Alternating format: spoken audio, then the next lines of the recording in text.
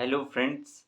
UPSC preparation के लिए जो मैंने मैराथन क्लास शुरू की है उसके यूपीएससी गाइडेंस की जो पार्ट है उसमें मैं आप सभी का वेलकम करता हूं।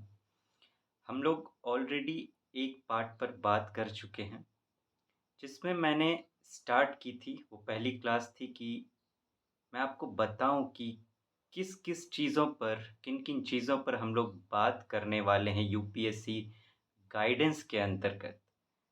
वो स्ट्रक्चर क्या होना चाहिए, क्योंकि जब स्ट्रक्चर पता होगी तभी तो हमें ये पता चल सकेगा कि ये हमारे लिए बेनिफिशियल है या नहीं, और साथ ही ये भी पता चल सकेगा कि वो रास्ता क्या होना चाहिए।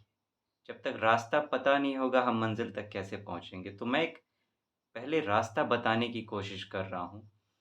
तो फर्स्ट पार्ट में हम लोग पहुँच गए थे करंट और करंट नोट्स तक, कि करंट की तैयारी आप कैसे करेंगे, करंट के नोट्स आप उनके साथ कैसे डील करेंगे, उसका गाइडेंस पार्ट क्या होना चाहिए। इसमें बहुत सारे इंटरनल फैक्टर्स हैं, वहाँ तक हम लोग पहुँच गए थे। आज उसके आगे बढ़ना है कि उसके आगे क्या। तो आइए शुरू करते हैं। उसके आगे जो बात आएगी, प्रिपरेशन तक पहुँच गए हम लोग। अब बात आएगी जो हम लोग मिस कर जाते हैं, और जो मुझे लगता है कि मोस्ट इम्पॉर्टेंट पार्ट है। यूँ समझिए कि फिनिशिंग टच है, फाइनल पार्ट है।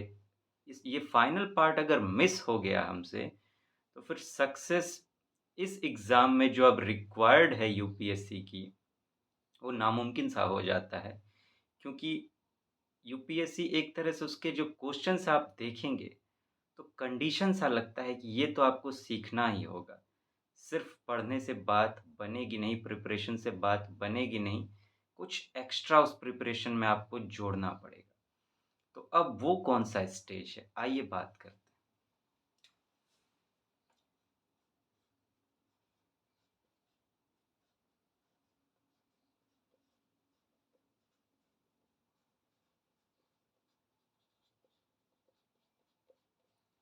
नेक्स्ट स्टेज होगी स्किल डेवलपमेंट की, कि हमने तैयारी तो कर ली, अब एग्ज़ाम में जाकर बैठना है।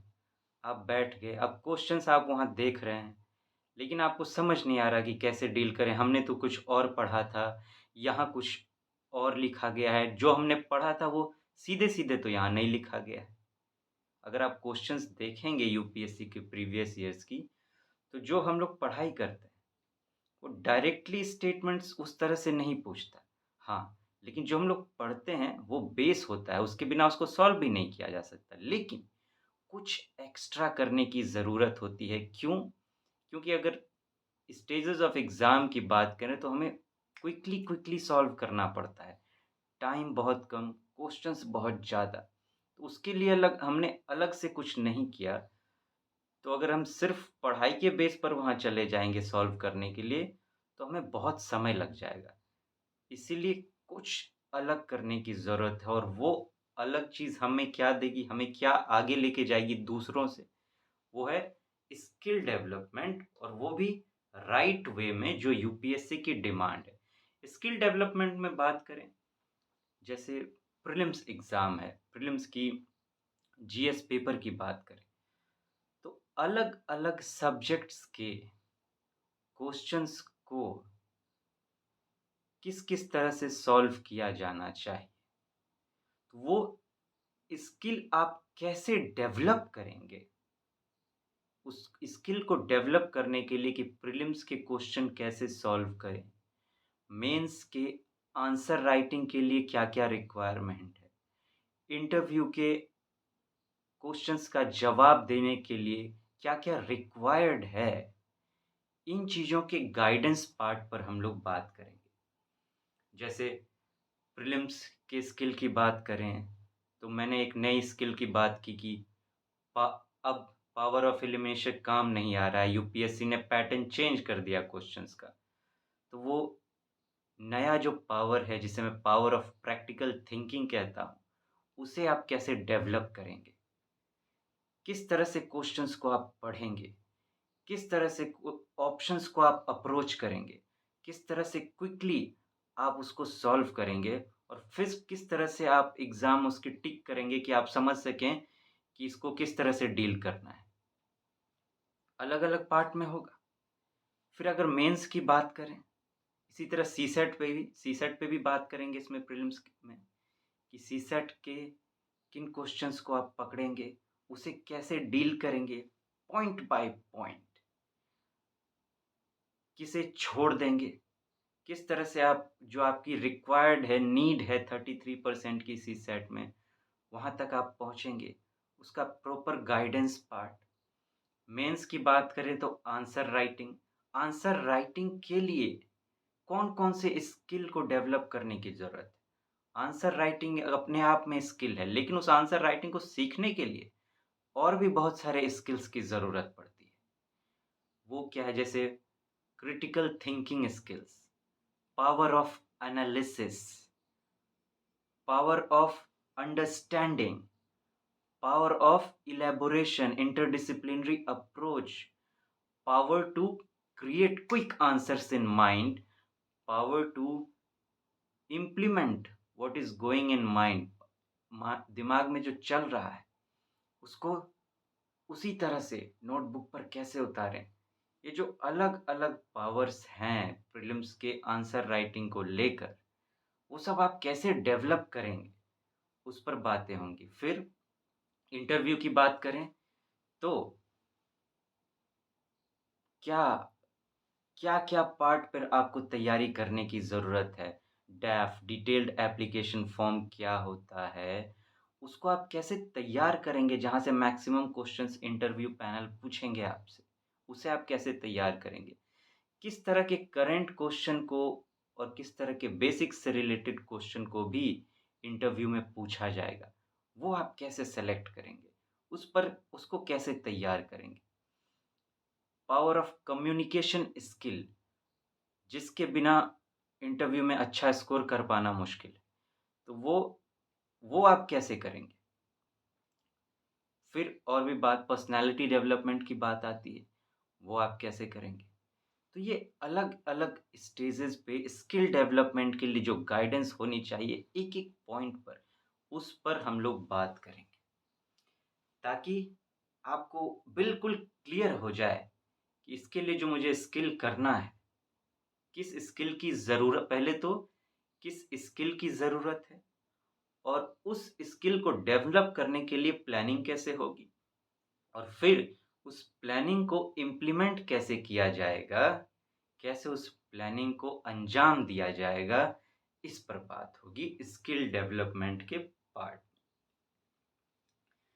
जब ये हो गई, तब इसके बाद भी कुछ बाकी है। स्किल डेवलपमेंट के बाद क्या आता है? अब आपने स्किल तो डेवलप कर लिया, लेकिन अब उसकी टेस्टिंग तो करनी होगी, स्किल की टेस्टिंग और वो भी सही तरीके से और बहुत ज़्यादा टेस्टिंग करनी पड़ेगी। वो पार्ट क्या होगा? अब आएगा पार्ट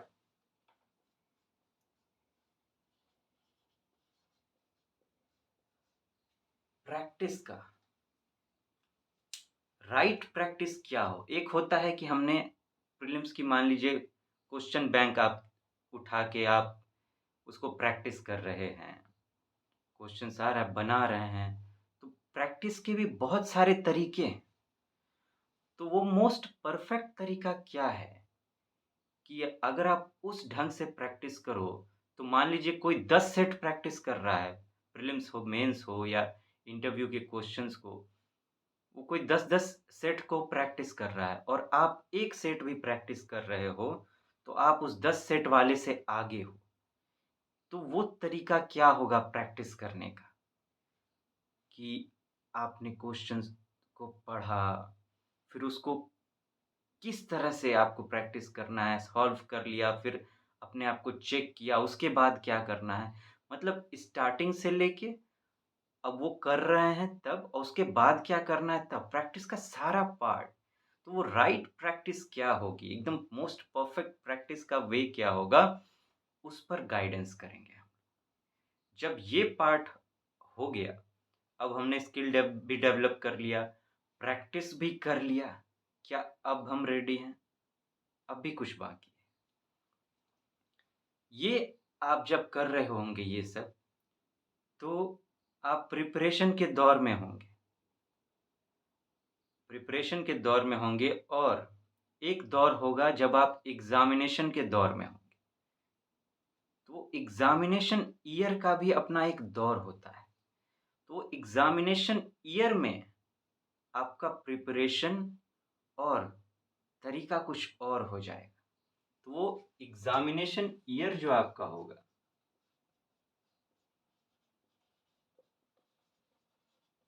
एग्ज़ामिनेशन ईयर प्रिपरेशन,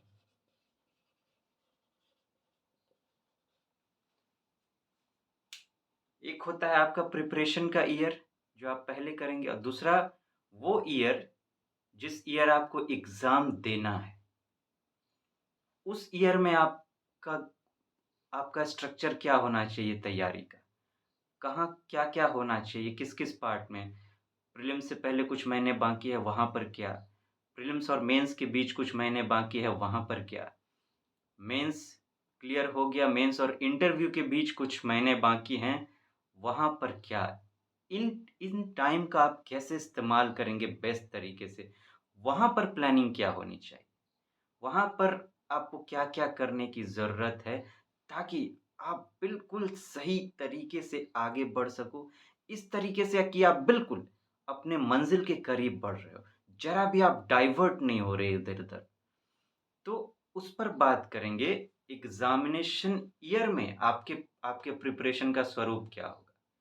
वो थोड़ा डिफ़र करेगा, क्योंकि अब आपको एग्ज़ाम में बैठना है इस साल, तो यहाँ पर आपकी प्लानिंग किस तरह से होगी? Properly exam focused. प्रिपरेशन पहले भी एग्ज़ाम फ़ोकस्ड होगी, लेकिन यहाँ पर कुछ ज़्यादा फ़ोकस्ड होगी। अब आपको एग्ज़ाम देना है, आपको उतरना है मैदान में। अभी तक आप अपने रूम में तैयारी कर रहे थे। रूम में आप जहाँ भी रहते हैं, वहाँ तैयारी कर रहे थे, तैयारी आपने कर ली। लेकिन अब आपको मैदान में उतरना है, जहाँ भीड़ होगी। उस माहौल के लिए खुद को आप कैसे तैयार करेंगे? उस हिसाब से ट्रेन कैसे करेंगे? तो वो फाइनल ईयर का टच, ये हो गई। अब नेक्स्ट क्या? अब आपने कर लिया एग्ज़ामिनेशन ईयर को हैंडल, अब आप एग्ज़ाम में उतरने वाले हो। तो एग्ज़ामिनेशन का दिन, एग्ज़ामिनेशन के जो दिन होते हैं,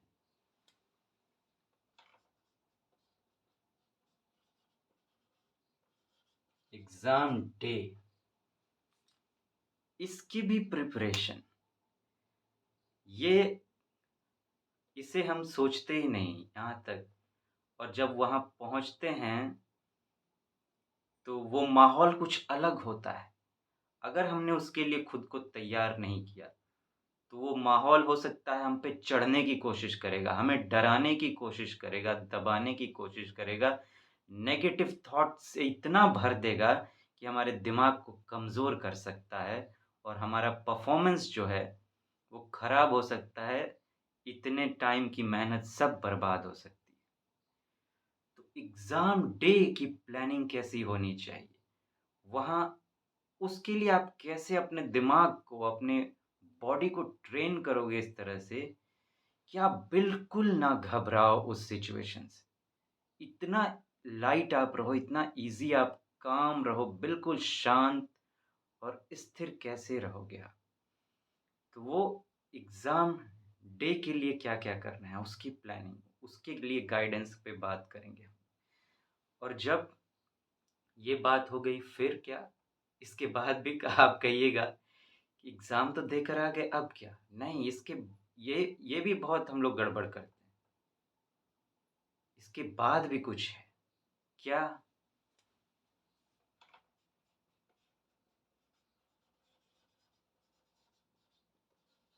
इवैल्यूएशन, कि आप जो एग्ज़ाम देकर आए, अब आपको करना है, जब जिस दिन आप एग्ज़ाम देकर आए, उस दिन रात में या फिर अगले दिन, वो तो बात करेंगे कि कब क्या।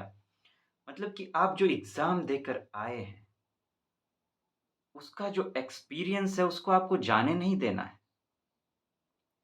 उसका इवैल्यूएशन कि आप एग्ज़ाम जो देकर आए उसका एक्सपीरियंस कैसा रहा, उसके बारे में गाइडेंस कि आप उसको कैसे इवैल्यूएट करोगे, कैसे आप उसको डायरी में अपने उस एक्सपीरियंस को समेट कर रखोगे, किस तरह से आप उसको लिखोगे, इवैल्यूएट करोगे ताकि ये आगे आपको काम आ सके अगर ज़रूरत पड़े तो। हो स ये एक्सपीरियंस आपको आगे बहुत मदद करेगा।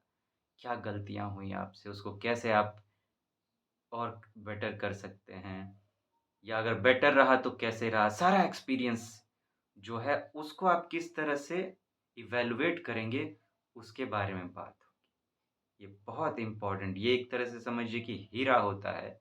ये प्रॉपर्टी है आपकी जो आपको मिस नहीं करना चाहिए। इस पर मिस करते हैं, अब होता है कि किसी स्टेज पर मान लीजिए फेल्योर का सामना करना पड़ गया। आपको नेक्स्ट बार फिर से बैठना है। हाँ?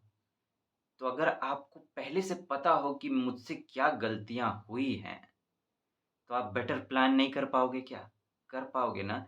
लेकिन अगर आप एग्ज़ाम देकर आए और आपने तुरंत उस एक्सपीरियंस को अपने अंदर नहीं लिया, नहीं समझा, बाद में सोचेंगे तो बहुत कुछ दिमाग से मिस हो जाता है। तो वो क्या होगा ताकि आप आगे अगर कुछ ऐसा हो जाता है, कहीं पे फेल्योर का सामना करना पड़ता है, तो अब दोबारा ना करना पड़े।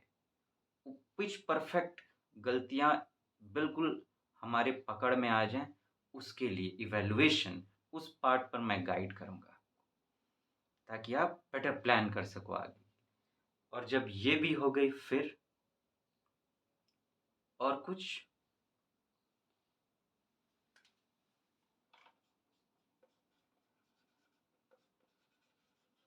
फेल्योर एंड फर्दर कि अगर किसी स्टेज पर हमें फेल्योर का सामना करना पड़ गया, टू बी वेरी ऑनेस्ट हमें सब चीज़ों के लिए तैयार रहना चाहिए। सिर्फ़ गुडी-गुडी, रोज़ी-रोज़ी थिंग्स मैं आपसे बातें नहीं कर सकता। मुझे हर एक स्टेज पर बात करनी होगी, तभी वो प्रॉपर गाइडेंस होगा। तो इन केस अगर हमें कहीं फेल्योर का सामना करना पड़ गया, to be very honest chances होते हैं, होते ही हैं, ज़्यादा चांसेस तो इसी के होते हैं कि अगर हमसे कहीं गलतियाँ हुई, हमने सही से तैयारी नहीं की, तो हमें इसका सामना करना पड़ेगा। तो अगर इसका सामना करना पड़ गया, तो फेल्योर के आगे क्या, फर्दर क्या? यहाँ से हम आगे कैसे बढ़ेंगे? उसकी प्लानिंग क्या होगी कि वापस हमें ये ना देखना पड़े। वो प्लानिंग क्या होगी? यहाँ इवैल्यूएशन होगी एग्ज़ाम डे की और यहाँ प्लानिंग होगी आगे। अगर फेल्योर का सामना करना पड़ गया तो ऐसे पिच परफेक्ट वे में कि हम बिल्कुल अपने आप को तैयार कर सकें उसके लिए। तो ये पूरी बात होगी। यहाँ तक हम पहुँचेंगे यूपीएससी गाइडेंस क्लास में। इसमें बहुत सारी इंक्लूडेड बहुत सारी बातें होंगी। इतने सारे पॉइंट्स मैंने दिए हैं लेकिन इसके अंदर भी बहुत सारी बातें होंगी। एक-एक पॉइंट पर बात होगी और उसके बाद हमारा सुपर प्लान तैयार होगा, जिस पर चल के हम अपने सक्सेस को इंश्योर कर सकेंगे।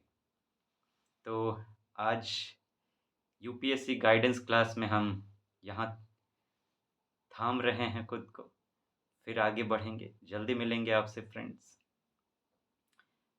Have a good day.